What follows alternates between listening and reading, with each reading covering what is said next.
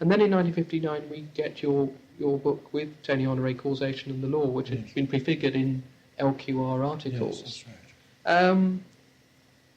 I can see now... Austin stimulated that idea. I was going to say, it's clearly Austin and the seminars that you'd... And is there anything specifically about the book in terms of the arguments or the influences that you think would be useful to be aware of in terms of understanding it? What, you mentioned the American influence. Yeah, well, because they discussed the question much more. I mean, what was Potts would call just another word for policy and so on. No, I think our reply in the preface to the second edition tells all that I have to say really about it. And what about its reception? Were you pleased with its reception? Yes, Goodhart attacked it respectfully. Why? Oh, because it tremendously upset his idea that foresight is all you need. Yes. But apart from Goodhart... Well, a lot of texts in America, it was a very respectful review about the great American master of the subject, what he called Green. Oh, yes. A very respectful review. We disagreed, but he thought it was a contribution. No, I was pleased with the reception. Here, no, it wasn't very warm. Danville Williams, I thought, was not very insightful in his critique. Very interesting. And then in 1961 we get the concept of law. Yes. What was the causation? 59? 1959. Was there anything between 1959 to 1961 that you wanted to allude to?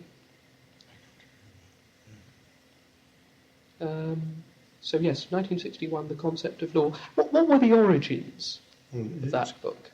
The essential doctrine is contained in the Harvard lecture, Positivism and Separation of Law and Norms. I just I've always found myself tremendously antipathetic to rather, as it seemed to be, sentimental views of the connection between law and morality. If Goodhart had it, all sorts of people have it, it could be given a natural law basis. If all people were not natural laws.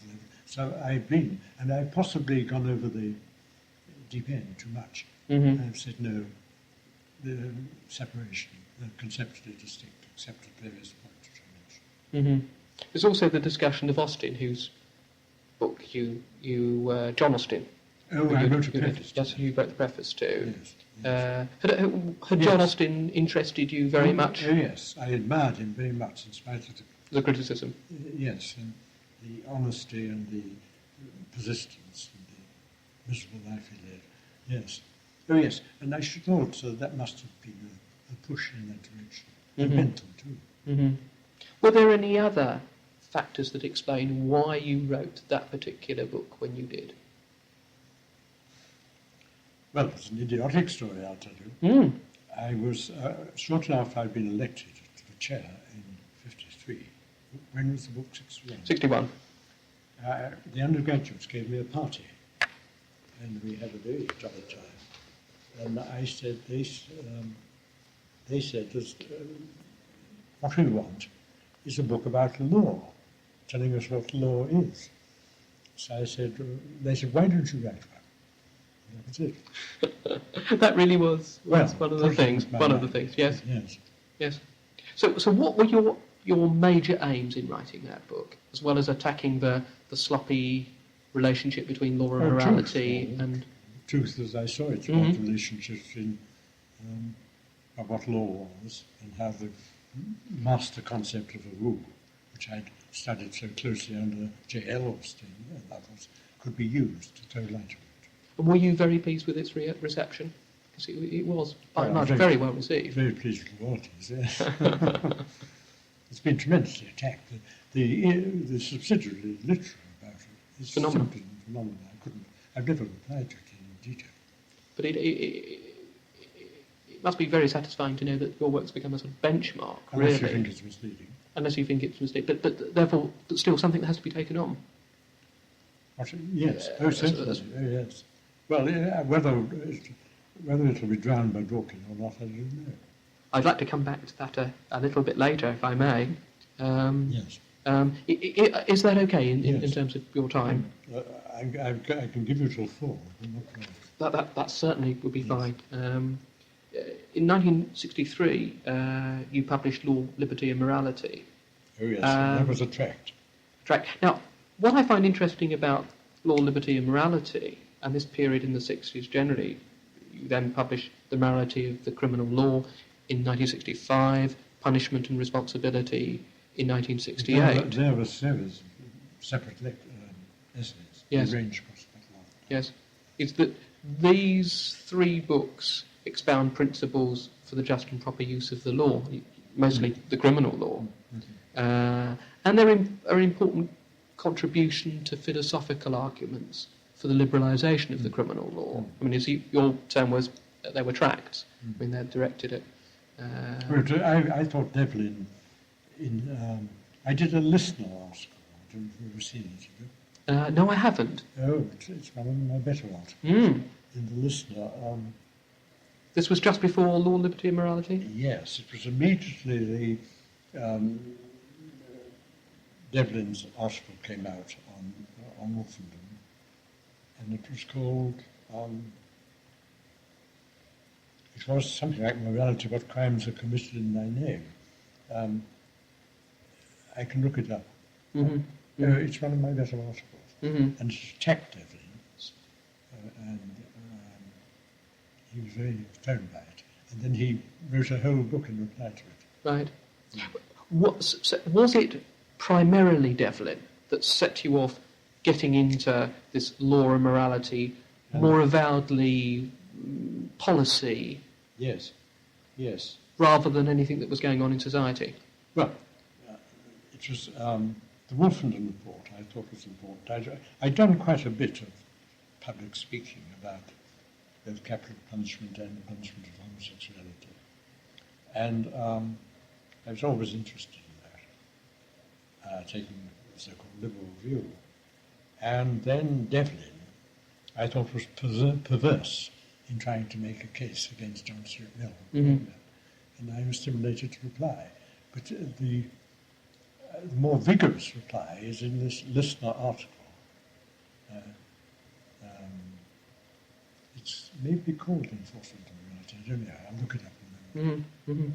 What do you incidentally think about the current tendencies to reverse the liberalisation of the 60s in terms of abortion, homosexuality? Learn it. It's all part of the Thatcher world. So you don't feel that the 60s went too far? No. It may have been incautious, I think, in the way it was done. But not too far, no. No, I wouldn't. I thought... I can see how Catholics might object to abortion. I don't think it went really far enough in the case of homosexuality. But still, no, I didn't think it went too far. I wondered, given that there seems to be a switch to this concern with law and morality and writing tracts in a way in which one wouldn't say about your earlier work. I've done amount of some other journalistic things, I think. You can find them in my collected work about law. Earlier on than this. I wondered to what extent, whether there was any relationship between this work from Law, Liberty and Morality in 1963 onwards and the criticism of you by people like Fuller as being the immoral and managerialist positivist. Whether that in any way encouraged you to engage with contemporary debates. To get the truth as I saw it. No. I mean, I think Devlin's arguments are really bad and misleading, and enable reactionary people to claim a philosophical mantle, which is quite wrong. So having actually argued for the liberalisation of this area and seen some sign that this was going to occur, the Wolfenden report, you saw Devlin as potentially threatening that. He was. Although paradox, he's a tremendous paradox. I got to know him, quite like him. He's a mixture of, he's very clever, a mixture of vanity and cleverness. But the moment when we'd gone through all this, he produced his arguments against me and Mill about not enforcing, using sanctions of criminal law to enforce common morality. He then wrote a letter to the Times saying he thought the law ought to be altered. You then, after this series of works, and I don't know whether there's anything you'd like to say about them individually, Law, Liberty and Morality in 1963, which we talked a little about, then the morality of the criminal law in 1965, Yes, and then Punishment and Responsibility in 1968. Disconnected, yes. And then you move into Bentham. In 1970, you co-edit the introduction to... I made quite a song and dance about Bentham in my inaugural lecture about definition, not taking single words, but what he called paraphrases and I forget my own name next. You had to take. He had the rather sophisticated philosophical doctrine which you find in Leibniz or Frege, in very simple English terms, that a word has meaning only in the context of a proposition, and the unit for definition is not the word, but is the sentence. And I made quite a fuss of this in my inaugural definition theory, yes. So I was right on to Bentham and thought him a genius then. Yes. A genius mix up a lot of second rate. Right. And I mean, there is now this series of works that you do. It's the co-editing and the editing then of laws in general. And there's a set of essays. And the set of essays, of course, that's right. How would you sum up your position on Bentham? I regard him as a genius of incredible energy and power, but there are great chunks of what is boring and repetitive and hideously written, and really at points secondless. It's a mixture. Do you feel that the amount of time that you've devoted to Bentham, and quite a lot of effort's been put into organising and editing his manuscripts and writing introductions? Yes. Do you feel that's been worthwhile? Well, it's now on a vast scale, and there's a huge editorial thing. Yes, I think that he was ignored. I am absolutely conscious that amongst works of genius, there are some both eccentric and boring and repetitive work. On the other hand, he's a mixture. The early Bentham, the 18th century Bentham, is elegant, light, very amusing, frightfully witty, tremendously good at attacking judges and lawyers. Yes. Wonderfully funny. Yes. Marvellously witty. If I wasn't so old, I would compose an anthology of the more amusing and perceptive things. Wonderful. But I wrote a lot of essays. I don't think I should do more. Right, yes, you edited also the comment on the commentaries, which I think is a wonderful piece of work. Yes, difficult, of course. Yes. That's done with Burns. Yes, the chief thing I edited was of laws in general.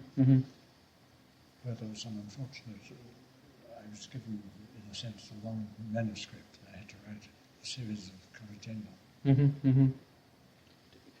Do you then regard Bentham as the greatest English legal philosopher? Or where would you rank? You definitely, and his position relative to, say, John Austin? Well, Austin, the Austinians, there's a very hostile book about me come out by two people in Belfast. Oh, yes. What are they called? I know the ones you did what are they work called? I've never read it, but they were furious at my mistreatment and subordination of Austin to Bentham. I've not read it. I'm told it's quite abusive. A bit spiky, a bit unnecessary. It says it's all due to my social position. Sounds a little reductive. Yes.